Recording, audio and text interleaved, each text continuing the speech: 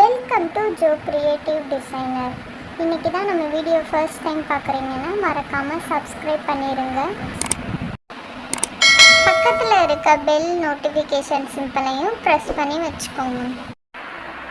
இன்றைக்கி நம்ம பார்க்க போகிறது மிஷின் எம்ப்ராய்டரி கிளாஸில் 20 தான் பார்க்க போகிறோம். 20th கிளாஸ் தான் பார்க்க போகிறோம். இன்றைக்கி கிளாஸ் என்ன அப்படின்னா குயில்ட் ஒர்க் அப்படின்றத பார்க்க போகிறோம். இது எதுக்காகலாம் யூஸ் ஆகுன்றத நான் வீடியோவில் சொல்கிறேன். வீடியோ ஃபுல்லாக ஸ்கிப் பண்ணாமல் பாருங்கள். ஃபஸ்ட்டு குயில்ட் ஒர்க் எப்படி பண்ணலாம் அப்படின்றத பார்க்கலாம். அதுக்கு நான் சாட்டன் கிளாத், அது கீழே பார்த்தீங்கன்னா ஸ்பாஞ்ச் எடுத்திருக்கேன். இது நீங்கள் ஃபேன்சி ஸ்டோர்லலாம் ஃபோம் அப்படின்னு கேட்டிங்கன்னா உங்களுக்கு கிடைக்கும். பெட்ஷீட் ஃபோம் அந்த மாதிரி கேட்டிங்கன்னா, இல்லைன்னா ஸ்பாஞ்ச் அப்படின்னு கேட்டாலே உங்களுக்கு கிடைக்கும். இப்போ கீழே ஒரு சாட்டன் கிளாத் எடுத்திருக்கேன். இந்த ஸ்பாஞ்ச் பார்த்திங்கன்னா நிறையா திக்னஸில் கிடைக்கும்.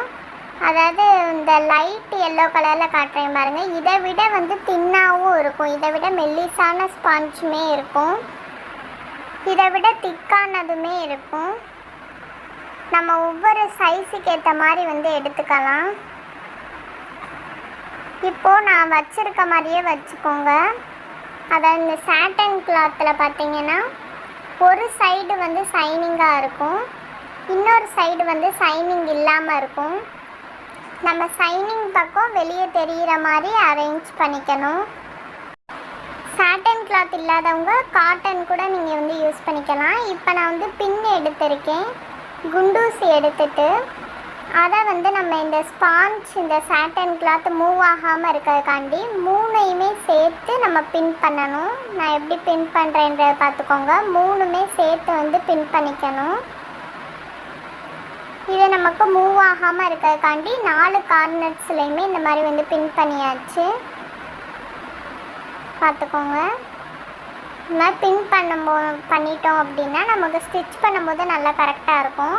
இப்போ அந்த சென்டரில் ஒரு ஃப்ளவர் போட்டிருக்கேன் பார்த்தீங்களா, அதை சுற்றி ஒரு ஸ்கொயர் ஷேப்பில் ரன்னிங் ஸ்டிச் தான் நான் இப்போ போட்டுட்டு இருக்கேன். ரன்னிங் ஸ்டிச் போடும் போதே உங்களுக்கு நல்லா தெரியும் அது எந்த அளவுக்கு அந்த ஸ்பாஞ்சுக்குள்ளே போயிட்டு இந்த கோடு உங்களுக்கு அழகாக தெரிகிற மாதிரி இருக்கும். இதுதான் குயில்ட் ஒர்க்கு. அதாவது நம்ம கிளாத்துக்கு இடையில ஏதாவது ஒரு இந்த மாதிரி ஸ்பாஞ்ச் ஏதாவது ஒரு பொருள் வச்சு அது மேலே நம்ம ஸ்டிச் பண்ணும்போது அந்த டிசைன் அழகாக நமக்கு தெரியும். இந்த மாதிரி அந்த ஃப்ளவரை சுற்றி ஸ்கொயர் ஷேப்பில் நான் போட்டுக்கிறேன். இதுக்கு நம்ம ரன்னிங் ஸ்டிச் மட்டும்தான் யூஸ் பண்ணுறோம். சாட்டன் ஸ்டிச்செல்லாம் யூஸ் பண்ண வேணாம் இந்த டிசைன் போடும்போது. பாருங்கள், இந்த மாதிரி தான் வரும்.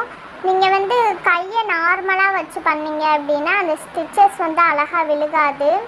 ஏன்னா ஸ்பாஞ்ச் இருக்கனால கொஞ்சம் உங்களுக்கு இதாக இருக்கும். அதனால் நல்லா எந்த இடத்துல ஸ்டிச் பண்ணுறீங்களோ, நான் எந்த அளவுக்கு ஃபிங்கர்ஸை ப்ரெஸ் பண்ணி வச்சுருக்கேன்னு பாருங்கள். அந்த ஸ்பாஞ்சை நல்லா ப்ரெஸ் பண்ணிவிட்டு இந்த மாதிரி தைக்கணும்.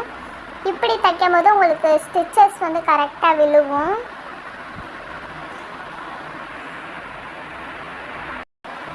நம்ம நார்மலாக கிளாத் தைக்கிறதுக்கும் இது தைக்கிறதுக்கும் கொஞ்சம் டிஃப்ரென்ஸ் இருக்க தான் செய்யும். ஏன்னா இது ஸ்பாஞ்ச் இருக்கனால கொஞ்சம் நமக்கு தைக்கும் போது கஷ்டமாக தான் இருக்கும்.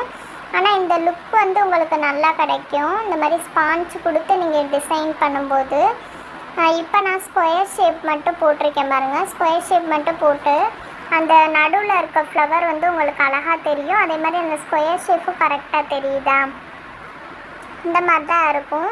இப்போ நீங்கள் ஸ்பாஞ்ச் கொடுத்து இது பண்ணுறனால இந்த மிஷின் எம்ப்ராய்டரியில் ப்ரெஷர் ஃபுட்டுன்னு கொடுத்துருப்பாங்க. அது வச்சுமே நீங்கள் பண்ணிக்கலாம். ஏன்னா ஸ்டிச்சஸ் ஒரு சில நேரம் விழுகலை அப்படின்னா நீங்கள் ப்ரெஷர் ஃபுட் வச்சு போட்டுக்கோங்க. இப்போ நம்ம நடுவில் ஃப்ளவர் டிசைன் போட்டிருக்கேன். நான் அந்த ரவுண்டு தான் இப்போ நான் ரன்னிங் ஸ்டிச்சிலே போட போகிறேன். உங்களுக்கு ஸ்டிச்சஸ் நல்லா விழுகணும் அப்படின்னா நல்லா கையில் ப்ரெஷர் பண்ணிவிட்டு அதுக்கப்புறம் நீங்கள் ரன்னிங் ஸ்டிச் போடுங்க. அப்போனா தான் நல்லா விழுகுது.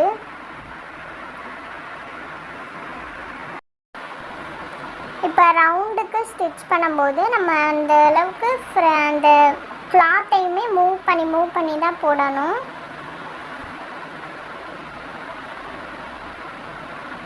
அதே மாதிரி லூப் படிக்காமல் இருக்கா அப்படின்றதையும் வந்து பார்த்துக்கோங்க. நல்லா டென்ஷன் நட்டு இருக்கும் பாருங்கள், அதை வந்து டைட் பண்ணிவிட்டு போடுங்க. ரொம்ப த்ரெட் வந்து லூஸாக இருந்தாலுமே நமக்கு ஸ்டிச்சஸ் வந்து ஒழுங்காக விழுகாது. இப்போ நான் ரவுண்டு வந்து போட்டேன்னா இந்த ரவுண்டு வந்துட்டு எந்த அளவுக்கு உங்களுக்கு பார்த்தாலே தெரியும். நான் முன்னாடி காட்டினதுக்கும் இப்போ அந்த மேலே ரன்னிங் ஸ்டிச் மட்டும்தான் போட்டிருக்கேன், இதுக்கும் டிஃப்ரெண்ட் தெரியும்.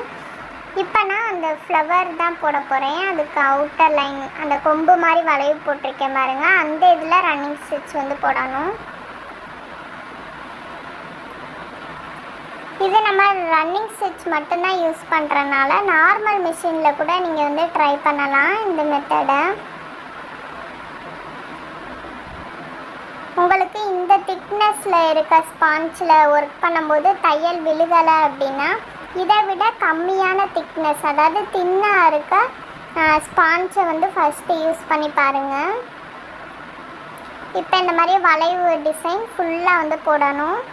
இந்த சைடில் இருந்து கொண்டு வந்து மறுபடியும் இந்த வளைவு, இப்படியே இந்த வளைவு டிசைன் ஃபுல்லாக நான் போட்டு வந்து காட்டுறேன்.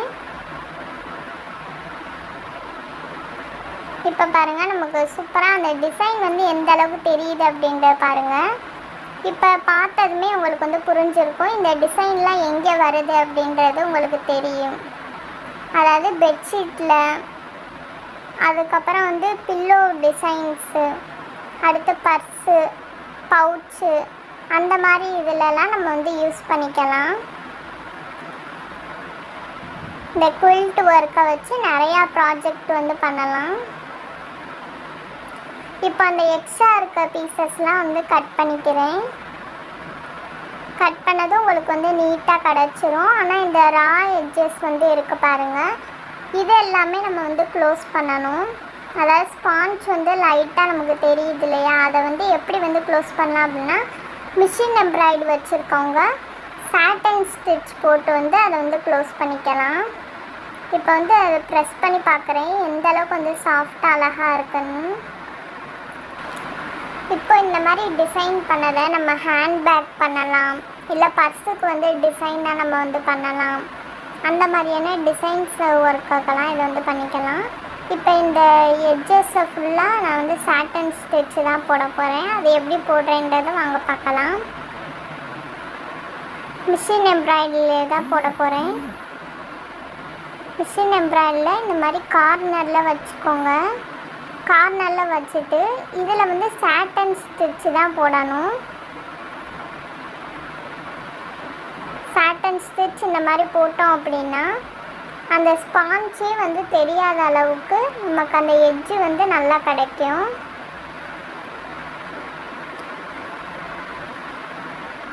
இந்த மாதிரி கையை வச்சு மூவ் பண்ணிக்கிட்டே, அதாவது நீடில் கிட்ட ரொம்ப கையை கொண்டு போயிடாதீங்க. எனக்கு கொஞ்சம் அது பழகுனனால நான் கொஞ்சம் கை வந்து கிட்ட வச்சுருக்கேன். இப்போ இது எப்படி போடுறேன் உங்களுக்கு நல்லா கிளியராக புரியணும்னா, இந்த ஜிக்ஸாக் வந்து ஹோல் இருக்கா, அந்த பிளேட்டில் வந்து ஹோல் இருக்குது பாருங்கள், அந்த ஹோல் வந்து ஃபுல்லாக மறையிற மாதிரி நான் வந்து கொண்டு போகல. இப்போ பார்த்தீங்களா அந்த சாட்டன் ஸ்டிச் போட்டதும் நமக்கு எப்படி வந்து மறைஞ்சிருக்குன்னு. இப்போது இந்த ஹோல், அதாவது அந்த நீடில் வந்து ஃபுல்லாக வந்து உள்ளே விட்டோம் அப்படின்னா நமக்கு ஜிக்ஸாக் ஸ்டிச் வந்து இங்கே விழுந்துடும். இங்கே ஆனால் நமக்கு விழுகக்கூடாது, நமக்கு வந்து ஓரத்தில் தான் விழுகணும். அதனால் நான் நல்லா வந்து கார்னரில் வச்சுக்கிறேன். அந்த பிளேட்டில் பாதி அளவு தெரிஞ்சாலே போதும், பாதி அளவு தெரிகிற மாதிரி நான் வந்து வச்சுக்கிறேன். வச்சுட்டு இப்போ போட்டிங்க அப்படின்னா அந்த கார்னர் வந்து நல்லா உங்களுக்கு கவர் ஆகும். சாட்டன் ஸ்டிச்சிலே ஃபுல்லாக வந்து 4 கார்னருமே போட்டுக்கலாம்.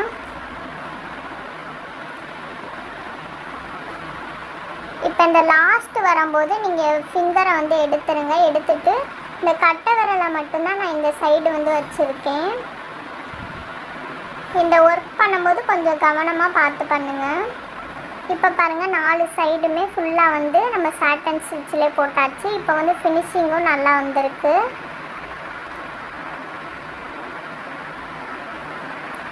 இப்போ இதில் ஒரு எக்ஸாம்பிளுக்காக எப்படி வந்து பண்ணலாம் அப்படின்றது வந்து சொல்கிறேன்.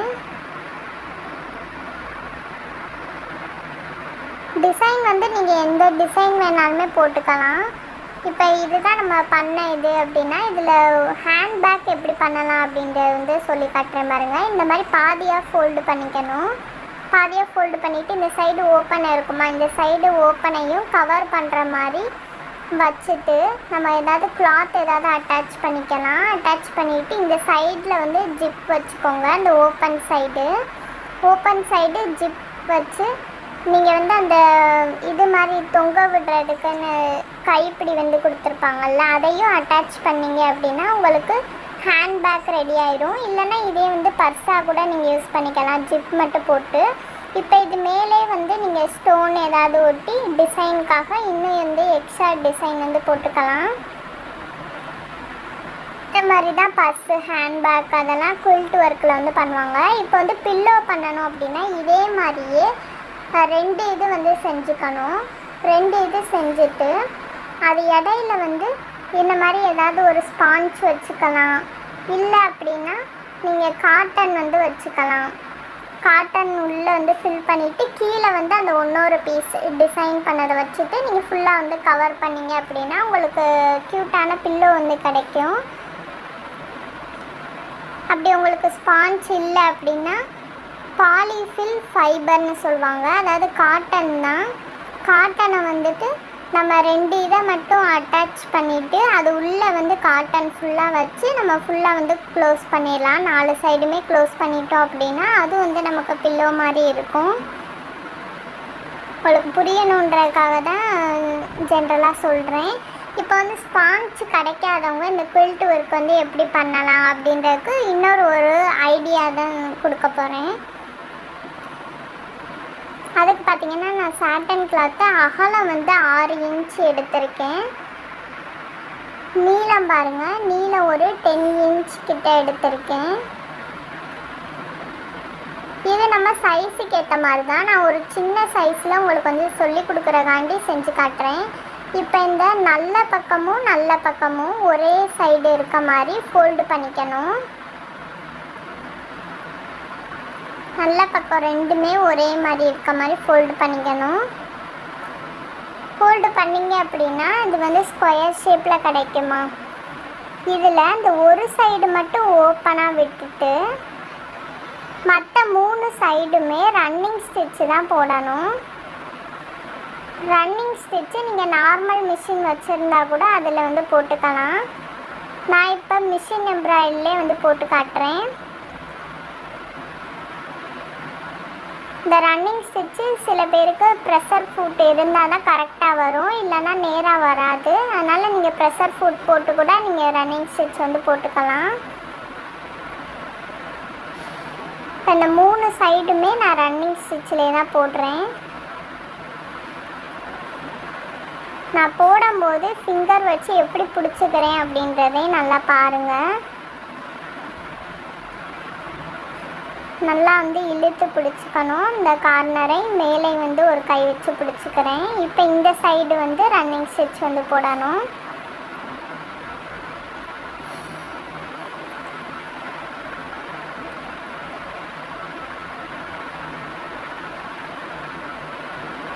இப்போ பார்த்தீங்கன்னா ஒரு சைடு மட்டும் ஓப்பனாக இருக்கும், மற்ற 3 சைடுமே நம்ம வந்து க்ளோஸ் பண்ணியாச்சு. இப்போ இதை அப்படியே வந்து திருப்பிக்கணும். இப்போ அதை திருப்பும்போது அந்த நல்ல பக்கம் இருக்கும் பாருங்கள், அது வந்து வெளியே வந்துடும். நம்ம ஸ்டிச் பண்ணது எல்லாமே வந்து உள்ளே போயிடும். இப்போ ஸ்கொயர் ஷேப்பில் இருக்குது அப்படின்னா அந்த ஷேப் வந்து கரெக்டாக வர எடுத்து விட்டுக்கணும். இந்த மாதிரி தான் எடுத்து விட்டுக்கணும்.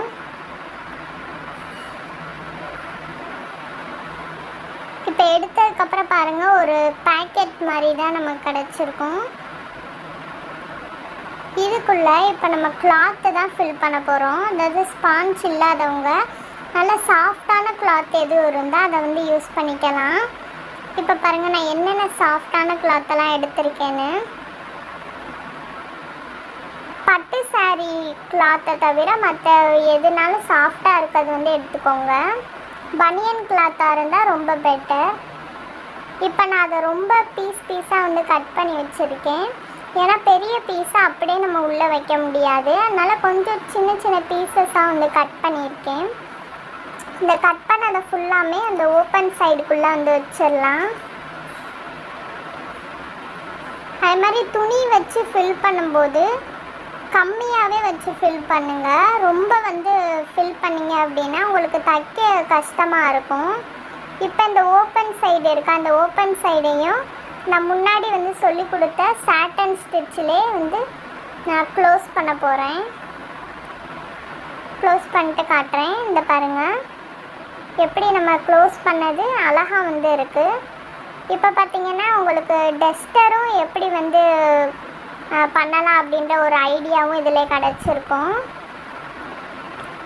இப்போ நான் இந்த மிஷின் எம்ப்ராய்டரிலே ரன்னிங் ஸ்டிச்சு தான் போடுறேன். ஸ்ட்ரைட்டாக ஒரு லைன் வந்து போடுறேன். இந்த இது வந்து ஸ்பான்ச் இல்லாதவங்களுக்கு தான் ஒரு ஐடியா மாதிரி கொடுக்குறக்காண்டி. ஸ்பான்ச் இருந்தால் ரொம்பவே பெட்டர். ஏன்னா அது வந்து நல்லா சாஃப்டாக இருக்கும். இது வந்து அதோட கம்பேர் பண்ணும்போது கொஞ்சம் சாஃப்ட்னஸ் தான் கிடைக்கும். இப்போ வந்து நான் நார்மல் மிஷினில் ப்ரெஷர் ஃபுட் வச்சு எப்படி வந்து தைக்கிறேன்றது பாருங்கள்.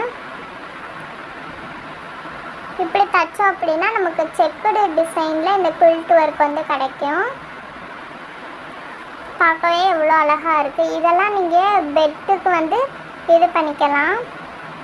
பெட்ஷீட்டு, பில்லோ அந்த மாதிரியான ஐடியாஸ்லாம் நீங்கள் வந்து யூஸ் பண்ணிக்கலாம். இப்போ நான் வந்து செக்குடு டிசைன் வந்து இந்த மாதிரி போட்டிருக்கேன். இதே வந்து நீங்கள் கிராஸாக லைன் போட்டிங்க அப்படின்னா உங்களுக்கு வேறு மாதிரியான டிசைன் வந்து கிடைக்கும். கிராஸாக போடும்போது இந்த ஸ்கொயர் ஷேப்பில் வந்து கிடைக்காம டைமண்ட் ஷேப்பில் வந்து உங்களுக்கு கிடைக்கும். இன்னைக்கு கிளாஸ் இது தாங்க. இது வந்து உங்களுக்கு பிடிச்சிருந்துச்சு அப்படின்னா கண்டிப்பாக ட்ரை பண்ணி பாருங்கள். லைக் பண்ணுங்கள், ஷேர் பண்ணுங்கள், சப்ஸ்கிரைப் பண்ணுங்கள். தேங்க்ஸ் ஃபார் வாட்சிங்.